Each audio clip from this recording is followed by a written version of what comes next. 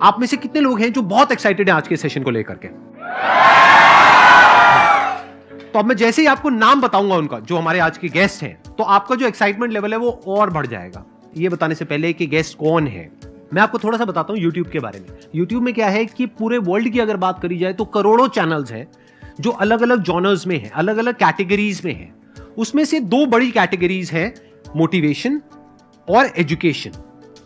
पूरे वर्ल्ड में जो वर्ल्ड का नंबर 1 मोटिवेशन चैनल है वो मेरा है, और जो वर्ल्ड का नंबर 1 एजुकेशन चैनल है किसी इंडिपेंडेंट क्रिएटर का, वो उनका है, जो कि हमारे गेस्ट हैं। उनके 17 मिलियन से ज्यादा सब्सक्राइबर्स हैं। Please give an energetic and warm welcome to the one and only Khan sir.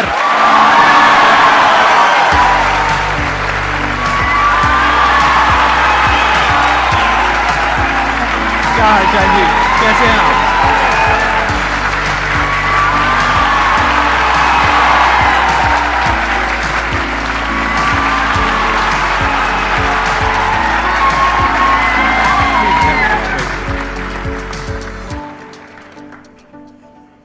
इससे पहले कि ऑडियंस आपसे कुछ पूछे या इंटरेक्ट करे, मेरे माइंड में एक क्वेश्चन है आपके लिए जी। जो बच्चे हैं वो आपके इतने दीवाने क्यों हैं, इतने पागल क्यों हैं आपके पीछे? मतलब मेरे कमेंट सेक्शन में भरा पड़ा था, खान सर कब आएंगे, खान सर कब आएंगे। मतलब ऐसा क्या जादू कर दिया आपने बच्चों के ऊपर? ये सवाल हम आपसे भी पूछते हैं, हमारे पे भी इतना कमेंट आया, इतना मेरे तो ऑफिस में लोग चले आए कि सर कब जा रहे हैं। अच्छा। क्योंकि हम लोग का तो एग्जैक्ट है, वही पढ़ाना है। हाँ। तो देखिए, हम लोग का मेन है कि बच्चों को जो जरूरत रहती है कि अगर लड़का पढ़ने आ रहा है ना, उसके मन में कोई डाउट ना रह जाए। हम उसको कहते हैं कि हम तुम्हें पढ़ा रहे हैं, दम है तो भूल के दिखाओ, याद करके नहीं।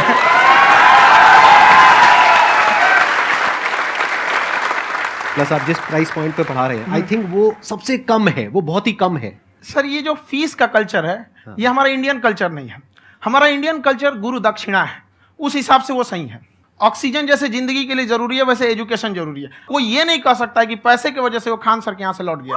क्या बात है।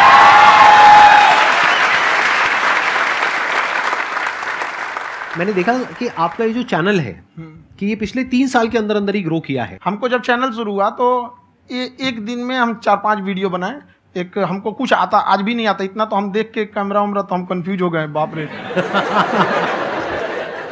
तो हम एक ही दिन में वीडियो शूट किया, पढ़ाने वाला टॉपिक था हमको। उसके बाद कभी वीडियो ही नहीं, 6-7 वीडियो एक ही बार शूट कर लिए। और एक जो थे जिनका कैमरा वगैरह था, मेरे पास कैमरे भी नहीं थे उस टाइम, और कैमरा 35,000 का था, तो 6 महीना इसी में लग गया। जो 35,000 इसी में फंस जाएगा।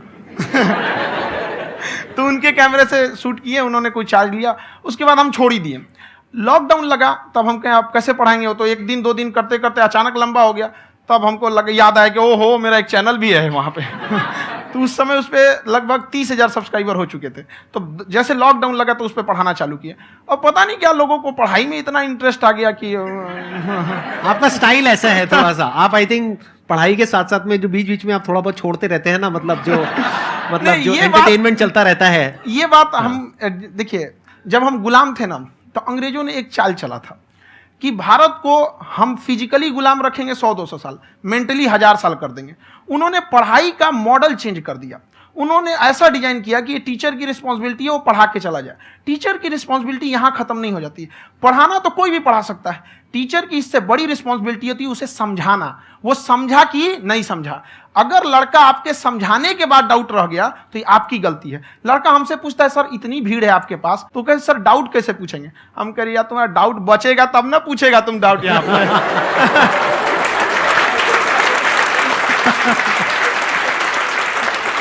कॉन्फिडेंस नेक्स्ट लेवल है खान सर का, मानना पड़ेगा। और शायद यही वजह है इनकी जो ग्रोथ है उसका। किसी ने शायद सपने में भी नहीं सोचा होगा कि पिछले 2 साल के अंदर अंदर जो आपके चैनल की ग्रोथ हुई है, जैसे आप खुद ही बता रहे हैं कि लॉकडाउन के टाइम पे आपके 30,000 के करीब सब्सक्राइबर्स थे, आज की डेट में 17 मिलियन है। और मेरा एक क्वेश्चन और है, इससे पहले कि ऑडियंस में से आपसे कोई क्वेश्चन पूछे, कि कई बार आप ऐसे भी टॉपिक्स टच करते हैं जो थोड़े से कंट्रोवर्शियल हैं या थोड़े से सेंसिटिव हैं, जिसके ऊपर बात करने की हिम्मत आई थिंक बहुत ही कम लोगों में है। तो आपको कभी ये नहीं लगता है कि कहीं ज्यादा तो नहीं हो रहा है, इसको थोड़ा रोक देते हैं, थोड़ा कम कर देते हैं? क्योंकि कोई लाइन ही नहीं है वैसे तो बोलने को, तो आप कुछ भी बोल दो, कितना भी बोल दो। हुई है कंट्रोवर्सी बहुत बार। एक्चुअली बचपन से हमको फौज में जाना था, और फौज वालों के लिए ये सब मायने नहीं रखता। उसको करना है मतलब करना है, तुम सामने कुछ भी रहो, डजंट मैटर।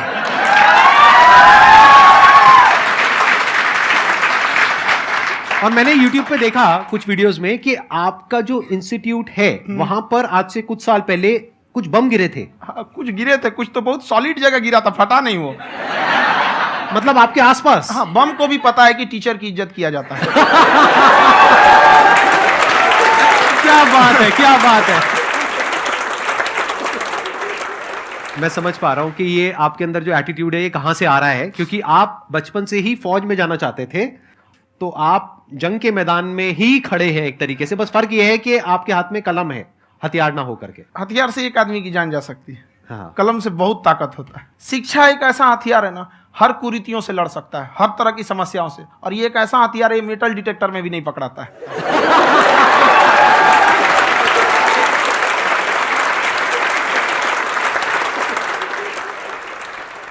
मेरा क्वेश्चन ये है कि अभी प्राइवेट ऑर्गेनाइजेशंस में पीटने का, पनिशमेंट का ये सिस्टम जो है खत्म हो गया है।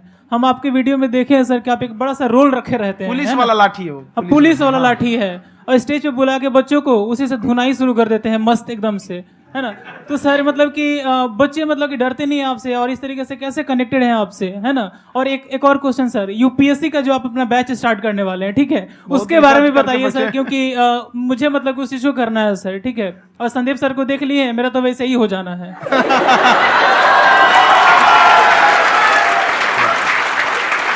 क्या हो जाना है? मेरा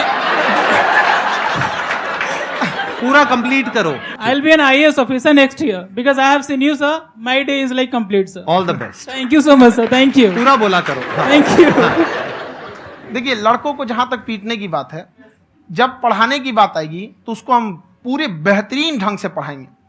लेकिन जब सजा देने की बात आएगी ना, तो वो भी बेहतरीन ढंग से होगा। ऐसा थोड़ी होगा कि बस एक ही चीज बेहतरीन ढंग से होगा। और डर का होना बहुत जरूरी है। ये डर भी अपने आप में एक मोटिवेशन है, क्योंकि जब आपके अंदर एक थोड़ा सा डर रहे ना, तो डर के भागिए मत। एक ऐसा डर जिसको आप लगे कि नहीं नहीं थोड़ा सा और करने की जरूरत है, फिर तो ये हम इसको क्रॉस कर जाएंगे यहाँ पर। तो लड़कों के अंदर ये डर बनाना भी जरूरी रहता है। और रही बात यूपीएससी वाले की, जो आपने बोला, बहुत सारे लड़के वेट कर रहे हैं यूपीएससी की, क्योंकि 2-2.5 लाख फीस सारे लोग एफोर्ड नहीं कर सकते। और हमारा वही रहता है, हम तो ज्यादातर हमारे स्टूडेंट देखेंगे तो किसी के रिक्शा वाला, सब्जी वाला, यही लोग, इनको तो 2.5 लाख रुपया, इनके पास पूरी संपत्ति नहीं होती है, फीस कहाँ से भरेंगे वहां पे, उसके बाद रहेंगे कहाँ से? तो ऑल ओवर इंडिया से, कश्मीर से कन्याकुमारी तक, गरीब से गरीब भी लड़का उसको पढ़ सकता है। यही कुछ 1000 रुपये मंथली, 12-14 हजार साल का पड़ेगा, खत्म हो जाएगा इतना में।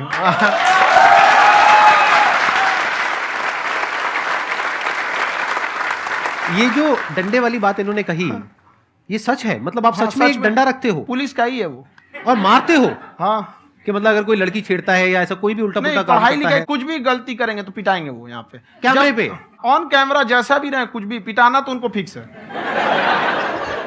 एक तो कोई मतलब विधायक जी थे, उनके लड़का को पीट दिए, तो चला है दल बल लेके अपना वहां पे। उसने घर पे नहीं बताया था कि सर ने पीटा है, बस बोल दिया कोचिंग में पीटा है।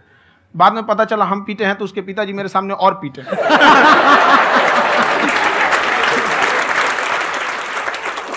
सर आपका सबसे बड़ा डर क्या है, आप दोनों का? फौजी को डरे नहीं लगता है, बाकी अफसर से पूछिए। आज के सेशन से पहले कोई डर नहीं था, लेकिन अब मुझे इनकी डंडे वाली कहानियां सुन करके डर लग रहा है कि कहीं मैंने गलती से कुछ बोल दिया अरे ऐसा और नहीं। इन्होंने कहीं पीछे कुछ रखा हुआ है, और यही आ करके अगर इन्होंने मेरी पिटाई कर दी तो बहुत बुरा हो जाएगा। तो इसलिए हमको थोड़ा डर लग रहा है।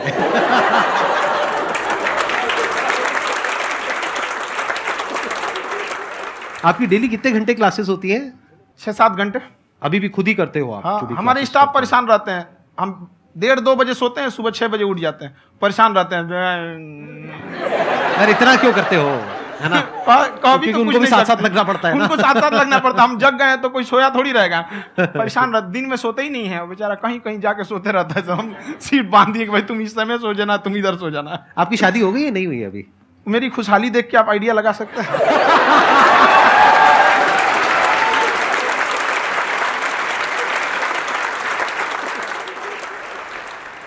First of all I would like to say sir thank you so much to you and to your team कि आपने मुझे यहाँ आने का मौका दिया। एंड सर अब तक मैंने आपको सिर्फ फ़ोन या लैपटॉप में ही देखा है दोनों को, आज फर्स्ट टाइम लाइव देख रही हूँ तो बहुत अच्छा लग रहा है। तो मेरा क्वेश्चन ये है सर आपसे, जब हम लाइफ में कोई डिसीज़न लेते हैं कि हमें ये पर्टिकुलर चीज़ करनी है और क्योंकि हम डिसीज़न लेते हैं तो हमारी आदत है कि पहले हम 4 लोगों से पूछते हैं कि तू बता तेरी क्या राय है, तू बता तेरी क्या राय है। तो उनमें से अगर कोई हमें कह देता है कि ये बेकार डिसीज़न है मत कर, तो हमारा माइंड कहीं ना कहीं डाइवर्ट होने लगता है और उसकी वजह से हम अपना डिसीज़न चेंज कर देते हैं। तो मेरा क्वेश्चन ये है कि कैसे हम अपने डिसीज़न पे स्टिक रहे, कैसे हम जो दूसरे के ओपिनियन है उनको अफेक्ट ना होने दें अपने ऊपर। दूसरे से सलाह लेने से पहले एक बार खुद उस पर रिसर्च कर लेना चाहिए, ताकि आप सामने वाला क्या सलाह दे रहा है आपको समझ में आना चाहिए। यहाँ पर ऐसा नहीं है कि कई बार ऐसे होते हैं कि दूसरे वाले को एक्सपीरियंस होता है, तो अगर आपको पहले से आइडिया है, उसके बारे में आप बेहतरीन ढंग से रिसर्च किए हैं कि क्या इसमें प्लस पॉइंट है क्या निगेटिव है, उसके बाद आप किसी से सलाह लेने जाइए। ये नहीं कि मन में आया सीधा बता गड़बड़ा जाएगा। तो वहाँ पे पहले आपको R&D करना पड़ता है, समझ में आया कि नहीं। और जिंदगी हो या गाड़ी, जीतेगा वही जो टाइम पे गियर चेंज कर रहा है। तो डिसीजन चेंज करना बहुत ज़्यादा गलत नहीं है। इन्होंने बहुत अच्छी बात कही है और मैं इसी बात में थोड़ा सा और ऐड ऑन करूंगा कि ये जो आपने कहा ना कि अपने डिसीजन पे स्टिक कैसे रहें, ये कोई अच्छी क्वालिटी नहीं है, क्योंकि टाइम टू टाइम आपको अपने डिसीजंस को चेंज करना होता है। जैसे आपने 4 लोगों से डिस्कस किया, कोई इंसान कुछ पॉजिटिव बोल रहा है, कोई नेगेटिव बोल रहा है, उससे फर्क नहीं पड़ना चाहिए। डिपेंड ये करता है कि वो जो बोल रहा है उसका बेसिस क्या है। क्या वो किसी नॉलेज या एक्सपीरियंस के बेस पे बोल रहा है या ऐसे ही कुछ भी बोल रहा है? ऐसे ही बोल रहा है तो फिर उसकी बात पे ध्यान क्यों दे रहे हो? अगर किसी नॉलेज या एक्सपीरियंस के बेस पे बोल रहा है, फिर चाहे वो पॉजिटिव बोल रहा है चाहे नेगेटिव बोल रहा है, दोनों ही मायने रखता है। उसके बाद में रिसर्च करनी है और फिर रिसर्च करने के बाद में फाइनल डिसीजन अपना खुद का होना चाहिए। अब वो डिसीजन उससे अलग भी हो सकता है जो आपने पहले लिया था, और वो सेम भी हो सकता है। सर मेरा क्वेश्चन दोनों से है आपसे, how to deal procrastination and laziness.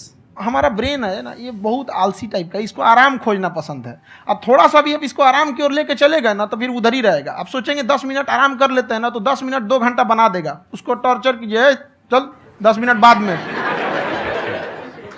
उसको आप उस पर हावी में, वो कह रहा है कि हमको आराम चाहिए, आपको हाँ आराम मिलेगा, पहले काम फिर मिलेगा आराम। तो आप उसके हिसाब से मत चल। आपका मन कर रहा है थोड़ा सा देख लेते हैं, कोई नोटिफिकेशन आया, आप कोई काम कर रहे हैं, क्यों पहले काम कर लीजिए, बाद में देखिएगा ना नोटिफिकेशन।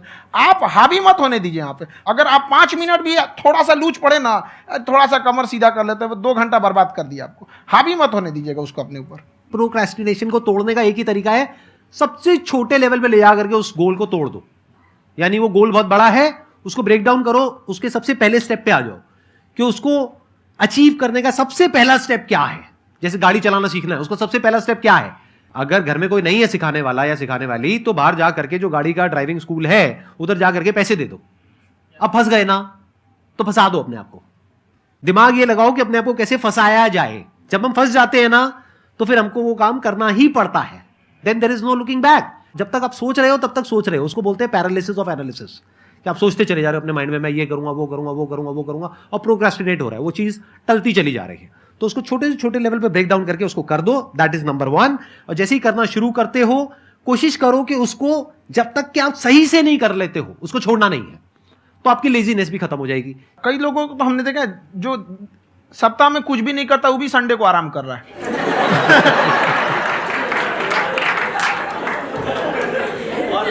वैसे कहा भी जाता है कि अगर कोई काम आपको करवाना है ना तो ऐसे किसी इंसान को दो जो बिजी है। हाँ। ऐसे आदमी को मत दो जो खाली है। ये परफेक्ट एग्जाम। किसी को भी आप देखिएगा जिसको आप कहते हैं कि मतलब थोड़ा ठीक ठाक आप समझते हैं कि नहीं ये बहुत आगे निकल, वो एक काम को खत्म करने के बाद कभी आराम नहीं करेगा। एक काम खत्म हुआ उसको लगेगा हाँ एक खत्म हो गया, अब दूसरा करना चाहिए। और वही जिसको देखिएगा एक खत्म हो गया और आराम करना चाहिए, कभी नहीं, लाइफ में आखिरी सांस तक। सर यहाँ पे सब हिंदी में पूछते हैं, इंग्लिश में पूछते हैं, मैं भोजपुरी में पूछूं? जौन भाषा ठीक लगे तोने में पूछ दो। हाँ सर।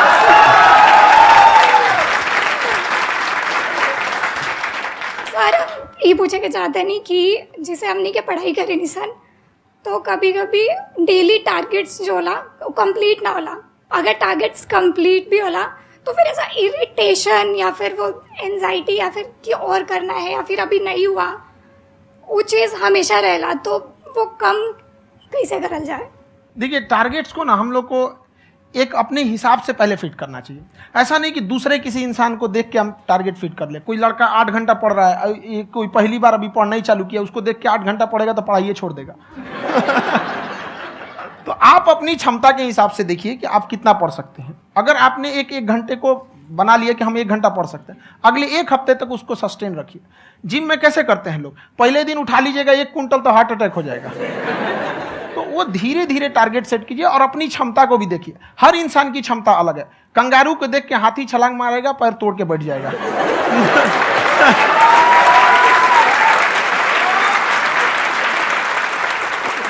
अब संदीप सर का मोटिवेशन देख के इसका मतलब क्या कि ट्रेन के आगे खड़ा हो जाएंगे, ढकेल देंगे तुमको। हालांकि ऐसा कर देते हैं, लेकिन ऐसा करिएगा लोग नहीं, क्षमता पता होना चाहिए। आपके अंदर एंजाइटी हो रही है कि मैंने कर तो लिया है। आप ये नहीं कह रहे कि मैंने कुछ भी नहीं किया है फिर मेरे को एंजाइटी हो रही है। आप ये कह रहे हो मैंने काफी कुछ कर लिया है फिर भी एंजाइटी हो रही है कि कहीं कुछ छूट तो नहीं गया है। तो बेसिकली आपको ये देखना है कि अगर आपके अंदर ये एंजाइटी हो रही है, that means you are a very good student. आप एक अच्छे स्टूडेंट हो। क्यों? क्योंकि बहुत सारे स्टूडेंट्स तो ऐसे हैं उनको पढ़ने के नाम से एंजाइटी होती है।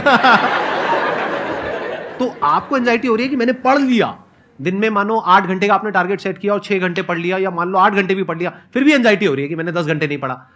तो ये तो अच्छी क्वालिटी है ना, ये तो एक ब्रिलियंट स्टूडेंट की क्वालिटी है, क्योंकि एंजाइटी उसी को होती है जो केयर करता है, जिसको परवाह है, उसी की तो एंजाइटी होती है। जैसे माँ को अपने बच्चे की, जैसे एक माँ को अपने बच्चे के, जैसे एक माँ को अपने बच्चे को लेकर के एंजाइटी होती है। हंस लो मजाक उड़ा लो मेरा।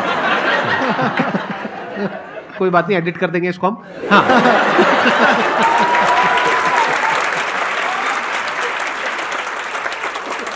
जैसे एक माँ है, उसको अपने बच्चे को लेकर के एंजाइटी होती है, थोड़ी सी भी तबीयत खराब हो जाए उसको एंजाइटी होती है, चाहे बच्चा ठीक भी है, डॉक्टर को नहीं होती है।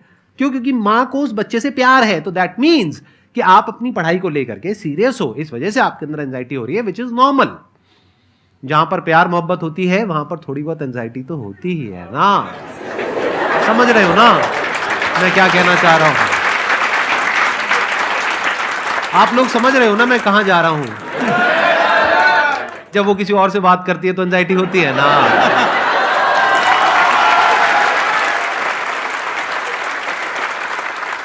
सर, आपकी स्टोरी हमने सुनी थी, तो एक टाइम आया था जब आप गंगा किनारे जाके बैठ गए थे। उस समय आपको कुछ समझ नहीं आ रहा था, तो उस समय मतलब आपने ये डिसीजन कैसे लिया कि अब आगे नहीं, यहाँ से वापस जाना है? रास्ता ही नहीं था। घर जाने के लिए एटलीस्ट 90 रुपए चाहिए थे, जेब में 40 रुपए थे। कैसे घर जाते हैं? और हम गंगा के किनारे चुपचाप बैठे बैठे हम कहें कि अब बहुत टेंशन हो गया, अब घर जाना चाहिए। रूम पे, तो किराए के रूम पे ही आदमी सारे लोग रहते। गए वहाँ पे तो रूम लॉक हो गया था। तुम खटखटाए तो ऊपर से गुस्सा से बोले जो ऑनर थे, क्या टाइम हो गया है? तुम कहे 9-10 बज रहा होगा। घड़ी देखिए तो 2 बज रहा था रात का, 2-2:30 बज गया था वहाँ। टेंशन में आप तो होता है, कई बार ऐसा समय आएगा कि लगेगा जैसे अब कुछ नहीं हो सकता है। तो इससे घबराना नहीं है। कभी कभी गुच्छे की आखिरी चाबी भी ताला खोल देती है। जो बातें आपने बताई कि घर में प्रॉब्लम्स ये तो बहुत लोगों ने फेस करी वहां पर। आप अकेले नहीं है, बहुत लोगों ने ये प्रॉब्लम्स फेस करी, बहुत तरह की प्रॉब्लम्स देखी, बहुत तरह की स्ट्रगल्स देखी, लेकिन वो सब इतने कामयाब नहीं हो पाए जितने कि आप हुए। तो आपके अंदर ऐसा कुछ ना कुछ है जो औरों के अंदर नहीं है। तो वो मैं जानना चाह रहा हूं कि वो ऐसा क्या था जहां से कि आपका दिमाग यहां तक सोच पा रहा है कि मैं पूरे इंडिया में इतने बड़े लेवल का चेंज लेकर के आ सकता हूं, एजुकेशन फील्ड में रेवोल्यूशन लेकर के आ सकता हूं। ये सोचना ही बहुत लोगों के बस का नहीं है। मेरी एक खुद की थिंकिंग, अगर हमको कोई 100 रुपए किसी काम के लिए दिया, हम सबसे यही कहते हैं, तो हम कोशिश करते हैं उसे 200 का रिटर्न दे। अगर कोई हमसे 200 रुपया फीस दे रहा है, 250 दे रहा है, तो हम उसको ये कोशिश करते हैं कि तुम्हें ऐसा लगे कि नहीं भैया हमने 10-20 हज़ार का पढ़ लिया यहाँ पर। वो ईमानदारी से कभी कमी नहीं। और हमेशा अगर हम प्रॉमिस एक्स का करते हैं तो डिलीवर 4x करना चाहते हैं। ध्यान से सुनना और ध्यान से समझना इस फर्क को। अगर आप समझ पाए तो बहुत आगे जाओगे लाइफ में। एक वो होते हैं जो ये सोचते हैं कि हमें सब कुछ मिल जाए, हमें कुछ भी करना ना पड़े। दूसरी कैटेगरी होती है लोगों की जिनको जितना मिलता है उसमें भी चोरी चकारी करते हैं या कोशिश करते हैं कि उससे कम दे सामने वाले को जितना कि हमें मिल रहा है। तीसरी कैटेगरी होती है लोगों की, जो इनके जैसे लोग होते हैं, वो क्या करते हैं, वो ये सोचते हैं कि अगर मैंने किसी से 1 रुपए भी लिया, देखा जाए तो 200-250 रुपए कुछ भी नहीं होता है, 200-250 रुपए अगर मैंने लिया तो कैसे उसको 400 रुपए की वैल्यू दूं। ये जो थिंकिंग है ना, यही एक फर्क होता है एक ऐसे इंसान में जो बहुत आगे निकल जाता है और उस इंसान में जो मीडियोकर रह जाता है। आप अपने आप को अपने आप के ऊपर समय दीजिए, उसको डेवलप कीजिए। जब आप अपने आप के ऊपर खर्च करते हैं तो आने वाले समय में लोग गूगल पे आपको सर्च करते हैं। क्या बात है सर, ये आपने अभी बनाया है या ये कोई पुराना आपका वो है? बनते रहता है इसे, फ्लो में बन जाता है।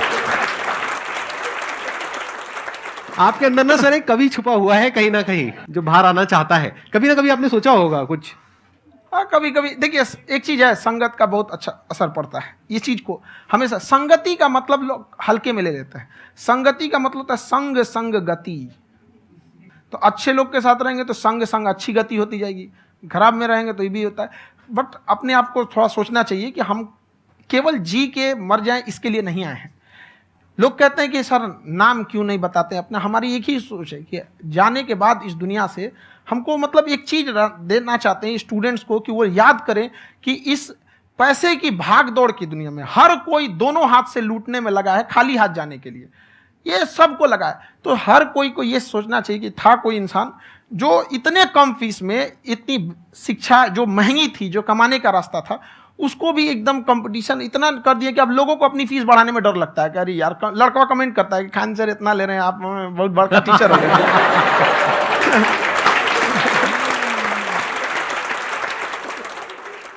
खान सर की एक क्लिप है, ये समय और समझदारी में बहुत फ़र्क होता है। अगर समय रहते समझदारी आ गई तो इंसान कामयाब हो गया, लेकिन अगर समय चला गया फिर समझदारी आई फिर तो बेकार है। तो सर मतलब कुछ आपको ऐसी चीज़ लाना चाहिए जो मतलब बच्चों जो तैयार हो रहे हैं उनको ये चीज़ें मतलब एंड टाइम पे दिखे। समझ रहे हैं आप मेरी बात? नहीं समझ?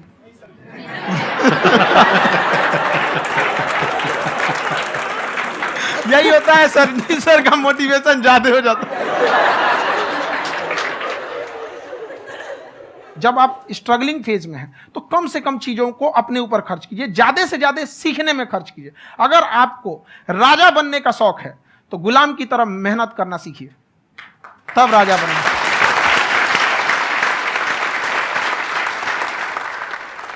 ये दुख, ये दर्द, ये सब तेरे अंदर है। तू अपने बनाए इस पिंजड़े से बाहर निकल के देख, तू अपने आप में एक सिकंदर है।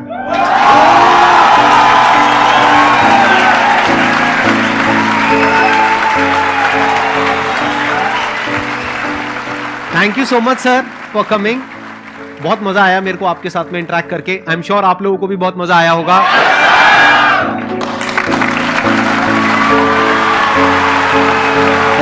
Thank you so much ji.